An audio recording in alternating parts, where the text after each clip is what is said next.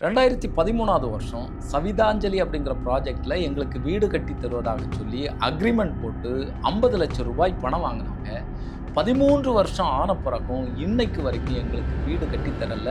அதற்கான வட்டியையும் இன்னைக்கு வரைக்கும் நாங்கள் கட்டிக்கொண்டே இருக்கிறோம். அப்படி வருத்தத்தோட லதா அப்படிங்கிற ஒரு தாய் ஒரு வீடியோ வெளியிட்டிருக்கிறாங்க. இவங்க மட்டுமல்ல, இன்னும் பல நபர்களும் இந்த மாதிரி சிஎம் விஜய் அவர்களுக்கு வேண்டுகோளை முன்வைத்து அவர் தலையிட்டு இந்த பிரச்சனையை தீர்க்கணும், எங்களுக்கு வீடை வாங்கி தரணும் அப்படிங்கிற முறையீடை வச்சிருக்கிறாங்க. இதனுடைய பின்னணியை அலசும் போது மிக அதிர்ச்சிக்குரிய தகவல்கள்லாம் வெளியாகி கொண்டு இருக்கிறது. ஜிஆர்கே ரெட்டி அப்படிங்கிறவர் தான் மார்க் குரூப் ஆஃப் கம்பெனியுடைய ஓனராக இருந்து கொண்டிருக்கிறார். அவர் இந்த மாதிரியான ப்ராஜெக்ட் மூலமாக கிட்டத்தட்ட 20,000த்திற்கும் மேற்பட்ட நபர்கள், அப்பாவி ஜனங்கள் பாதிக்கப்பட்டிருக்கிறார்கள் அப்படிங்கிற தகவல்கள் வருகிறது. நாடு முழுவதும் இவர் மேலே பல வழக்குகள் நிலுவையில் இருந்து கொண்டிருக்கிறது. உச்ச நீதிமன்றம் முதல் பல்வேறு மாநிலங்களுடைய நீதிமன்றங்களிலே வழக்கு நிலுவையில் இருந்து கொண்டிருக்கிறது. அது மட்டுமல்ல, பல நிறுவனங்களையும் இவர் ஏமாற்றியிருக்கிறார். ஃபினான்ஸ் நிறுவனங்களை மட்டும் அல்ல, வங்கிகளையும் இவர் ஏமாற்றியிருக்கிறார் அப்படிங்கிற அதிர்ச்சிக்குரிய தகவல்கள்லாம் வெளியாகி இருக்கிறது. ஏன் இவர் மீது அரசாங்கம் நடவடிக்கை எடுக்கவில்லை? இவருடைய பின்னணி என்ன? பாதிக்கப்பட்ட மக்களுடைய நிலை என்ன? பார்ப்போம், காணலாம். வாழ்க்கையில் ஒரு வீடு வாங்கணும் அப்படிங்கிறது இங்கே சாதாரணமாக இருக்கக்கூடிய நபர்களுடைய பெருங்கனவாக இருக்கிறது. அதற்காக அவங்க சிறுக சிறுக சேமித்து எங்கே வாய்ப்பு இருக்கோ, இல்லைனா எங்கே இந்த மாதிரி அப்பார்ட்மெண்ட் எல்லாம் கட்டுறாங்களோ அங்கே பணத்தை கொடுத்து அதை வாங்கக்கூடிய ஒரு நிலை இருந்து கொண்டிருக்கிறது. அதற்கு வட்டி கட்டி கட்டி இல்லைன்னா லோனு கட்டி கட்டியே இவர்களுடைய வாழ்நாள் முடிஞ்சு போகும். இந்த நிலையில் தான் பார்த்தீங்கன்னு சொன்னால், இந்த கனவில் மண்ணள்ளி போடக்கூடிய விதமாக, இதை ஏமாற்றும் விதமாக பல நிறுவனங்கள் செயல்பட்டு கொண்டிருக்கின்றன. இன்னைக்கு வெளியாகி இருக்கக்கூடிய செய்தி மிகப்பெரிய அதிர்ச்சிக்குரிய செய்தியாக இருக்கிறது. ஜிஆர்கே ரெட்டி அப்படிங்கிற ஒருத்தர், அவர் மார்க் குரூப் ஆஃப் கம்பெனி அப்படின்னு சொல்லி வச்சிருக்கிறாரு. இவருடைய கம்பெனி மூலமாக இப்படி வீடு தருகிறோம் அப்படின்னு சொல்லி ஏமாற்றப்பட்டவர்களே 20,000த்திற்கும் மேற்பட்ட நபர்கள் இருப்பார்கள் அப்படின்னு சொல்லப்படுகிறது. 8,000 கோடியிலிருந்து 10,000 கோடி ரூபாய் வரைக்கும் இதில் ஏமாற்றப்பட்டிருக்கலாம் அப்படிங்கிற செய்திகள் வருகிறது.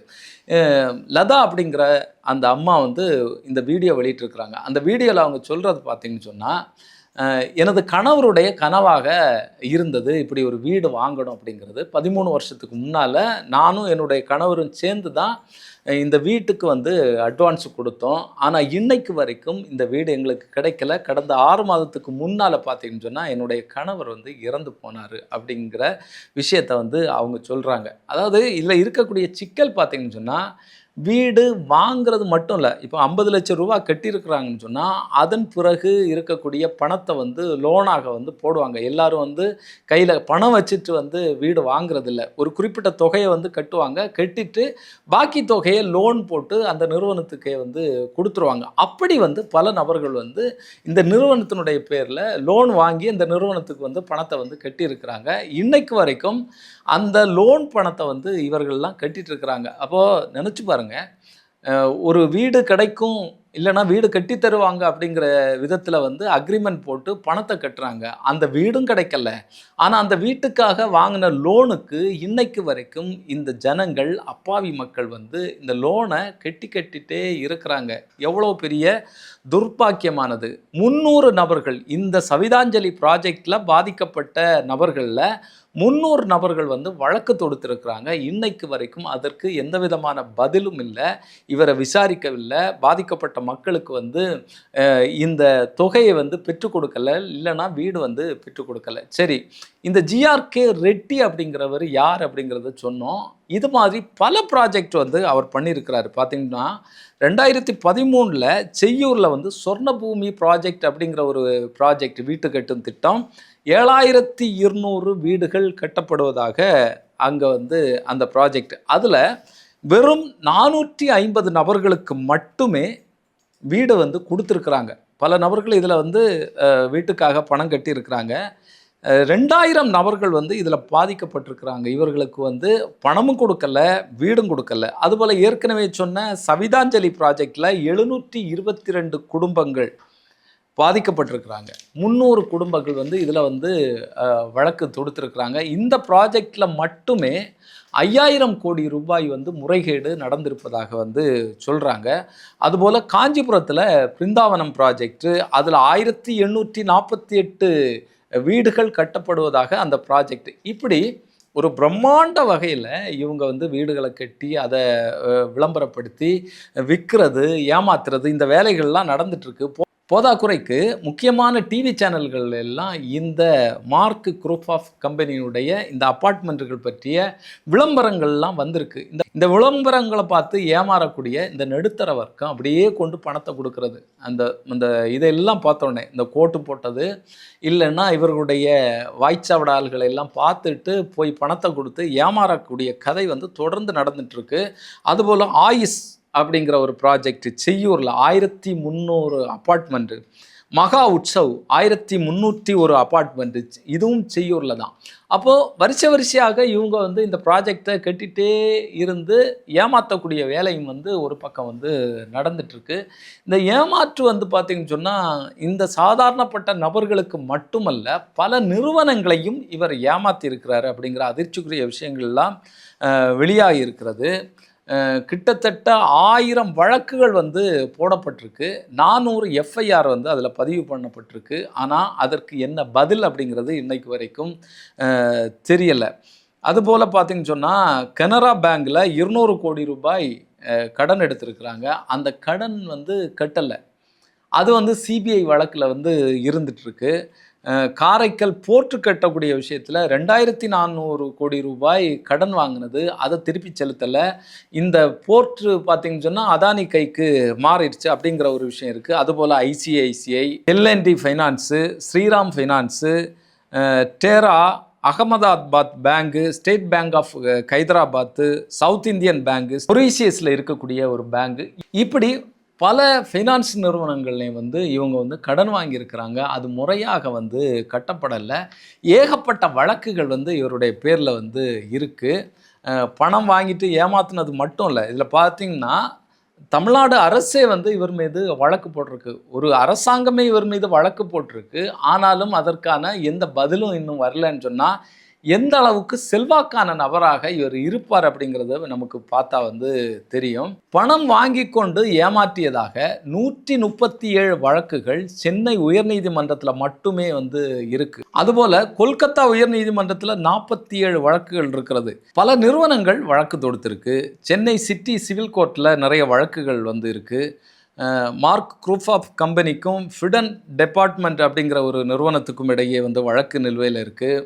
அதுபோல் மார்க் குரூப் ஆஃப் கம்பெனிக்கும் செடரான் ஷிப்பிங் லிமிடெட்டுக்கும் வந்து வழக்கு இருக்கிறது. இந்த இன்ஃபோடெக்குக்கும் மார்க் நிறுவனத்துக்கும் வழக்கு இருக்குது. தமிழ்நாடு ரோடு டிபார்ட்மெண்ட்டுக்கும் மார்க் நிறுவனத்துக்கும் வழக்கு இருக்குது. மார்க் இண்டஸ்ட்ரியலுக்கும் தமிழ்நாடு அரசாங்கத்திற்கும் வழக்கு இருக்குது. இப்படி ஏகப்பட்ட வழக்குகள் இருக்குது. அதுபோல் நீதிமன்றங்களில் எந்தெந்த வழக்குகள் இன்றைக்கும் நிலுவையில் இருக்குதுன்னு பார்த்தீங்கன்னு சொன்னால், ஏற்கனவே சொன்னது போல் கொல்கத்தா ஹைகோர்ட்டில் 47 வழக்குகள் நிலுவையில் இருக்கிறது. சிட்டி சிவில் கோர்ட்டு தமிழ்நாட்டில் இருக்கக்கூடிய அந்த கோர்ட்டில் 40 வழக்குகள் நிலுவையில் இருக்குது. எக்மோர் கோர்ட்டில் 18 வழக்குகள் இருக்குது. ஆந்திராவில் ஹைகோர்ட்டில் வந்து 6 வழக்குகள் நிலுவையில் இருக்குது. சுப்ரீம் கோர்ட்டில் கூட 5 வழக்குகள் நிலுவையில் இருக்கிறது. இன்கம் டேக்ஸ் வந்து 3 வழக்கு வந்து போட்டிருக்கு. இன்னைக்கு வரைக்கும் புதிய ப்ராஜெக்டை வந்து இவ்வளோ வழக்குகள் இருந்த பிறகும் இவங்க வந்து பண்ணிகிட்ருக்குறாங்க. நமக்கு எவ்வளோ முறைகேடுகளை வந்து நம்ம பார்த்துட்ருப்போம், வாழ்க்கையில் எவ்வளோ ஏமாத்து வேலைகளை பார்த்துட்ருப்போம். ஆனாலும் இவ்வளவு ஏமாத்துகள் நடந்த பிறகும் இந்த தொழிலை திறம்பட இந்த ரெட்டி வந்து பண்ணிகிட்ருக்கிறாரு அப்படிங்கிறது தான் மிக மிக அதிர்ச்சிக்குரிய விஷயமாக இருக்கிறது. இதில் தான் பார்த்திங்கன்னு சொன்னால் இந்த அரசு அந்த அரசு அப்படிங்கிறது இல்லை, எல்லா அரசுகள்லையும் இவருடைய இன்ஃப்ளூயன்ஸ் வந்து இருந்திருக்கு. இவருக்கு பாதுகாப்பாக பல நபர்கள் இருந்திருக்காங்க அப்படிங்கிற அதிர்ச்சிக்குரிய செய்திகள் எல்லாம் வந்து வருகிறது. 2019ஆவது ஆண்டு ஓஎம்ஆர் சாலையில் இவர் ஒரு அப்பார்ட்மெண்ட் வந்து கட்டுறாரு. அதற்கான லோனை வந்து ஸ்டாண்டர்ட் சார்ட்டர்ட் பேங்க் வந்து கொடுக்குறாங்க. அந்த பேங்க் கொடுத்த இந்த பணத்தை, இந்த லோனை வந்து இவர் சரியாக வந்து கட்டாததுனால வந்து இந்த இடத்த விற்கிறதுக்கான அறிவிப்பை வந்து இந்த பேங்க் வந்து போடுறாங்க. பல தவணைகள் பேசி முடியாத போது அப்படி ஒரு அறிவிப்பை போடுறாங்க. போட்ட பிறகு பார்த்தீங்கன்னு சொன்னால் வேற ஒரு நபர் வந்து இதை வாங்குறதுக்கு முன் வர்றாரு. சுகில் வாணி அப்படிங்கிற ஒரு நபர் வந்து இதை வாங்குறதுக்கு முன் வர்றாரு.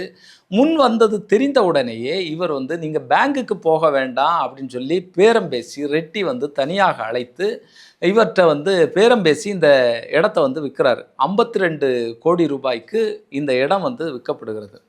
இந்த இடம் விற்ற பிறகு இவர் என்ன சொல்கிறாருன்னா, இந்த ஒர்க்கு நீங்கள் இந்த பில்டிங்கை கட்டும்போது உள்ளால் இருக்கக்கூடிய இன்டீரியல் ஒர்க்கை வந்து நான் பண்ணுறேன், அதை எனக்கு தாங்க, மற்றவங்களை விட நான் சிறப்பாக வந்து உங்களுக்கு பண்ணி தருவேன் அப்படின்னு சொல்லி முடிச்சிடுறாரு. ஆனால் அக்ரிமெண்ட் எதுவுமே ஆகலை. இந்த பணத்தை வாங்கி வங்கியினுடைய லோனு விஷயங்களை எல்லாம் கட்டிக்கிறாங்க. அதற்கு பிறகு பார்த்தீங்கன்னு சொன்னால் பெரும் ஒரு நிறுவனம் அவங்க வந்து ஹாஸ்பிட்டல் கட்டுறதுக்கான ஒரு ப்ராஜெக்டோட வராங்க. இந்த இடத்த வாங்கினா நல்லா இருக்குமே அப்படின்னு சொல்லிட்டு பேசுகிறாங்க. அதாவது இடம் விற்றாச்சு, ஆனாலும் இந்த ரெட்டி என்ன பண்ணுறான்னு சொன்னால் இடத்த விற்றதுக்கான விஷயத்தை எதையும் வெளிவிடாமல் இதை இந்த ப்ராஜெக்டுக்காக விற்கிறதுக்கான முயற்சியை பண்ணுறாரு. ஏன்னா இந்த ஹாஸ்பிட்டல் குரூப் பார்த்தீங்கன்னு சொன்னால் 100 கோடி ரூபாய்க்கு இதை வாங்குறதுக்கு தயாராக இருக்கிறாங்க. உடனடியாக இவர் என்ன பண்ணுறாருன்னு சொன்னால் இன்டீரியல் ஒர்க்குக்காக என்கிட்ட வந்து அக்ரிமெண்ட் போட்டார், நான் பண்ணி கொடுத்துட்டேன், அதற்கான பணத்தை தரலை அப்படின்னு சொல்லிட்டு சுகில் வாணி மீது 3 வழக்குகள் வந்து போடுறாரு. இது மிகப்பெரிய பிரச்சனையாகுது. பிரச்சனையாகி பார்த்தீங்கன்னு சொன்னால் அடிதடி அந்த லெவலுக்கு வந்து போகுது. பேச்சுவார்த்தை நடத்துறதுக்காக யாரை அனுப்புகிறாருன்னா ரெட்டி கொஞ்சம் குண்டர்களை வந்து அனுப்புகிறாரு. அங்கே வந்து ஒரு வக்கீல்கள் குழு வந்திருக்கு. வக்கீல்கள் மீது இவங்க தாக்குதல் நடத்துகிறாங்க. தாக்குதல் நடத்தின பிறகு பார்த்தீங்கன்னு சொன்னால் இது பேச்சுவார்த்தை நடத்த போன எங்களுடைய நபர்கள் மீது வழக்கறிஞர்களை வச்சு தாக்குதல் நடத்தினாங்க அப்படின்னு சொல்லி ஒரு வழக்கை வந்து ரெட்டி வந்து போடுறாரு. இது மிகப்பெரிய பிரச்சனையாகுது. அந்த டைம் 2019 பார்த்தீங்கன்னு சொன்னால் வழக்கறிஞர்கள் மிகப்பெரிய ஒரு போராட்டத்தை வந்து சென்னையில் வந்து இதற்கு எதிராக நடத்தினாங்க. பொய் வழக்குக்கு எதிராக ஒரு போராட்டத்தை வந்து நடத்தினாங்க.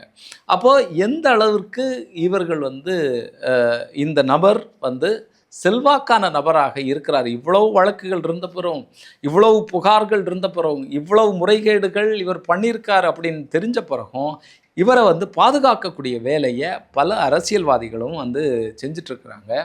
இப்போ இவர் என்ன சொல்கிறாருன்னு சொன்னால் இந்த ஆட்சியில் இருக்கிறவங்களே நம்ம ஆட்கள் தான் அப்படின்னு வந்து சொல்கிறாரு. முதலமைச்சர் விஜய் அவர்களுடைய ஆலோசகராக இருக்கக்கூடிய விஷ்ணு ரெட்டி நமக்கு ரொம்ப நெருக்கமானவர் அப்படின்னு சொல்லி இவர் பேசுகிறாராம்.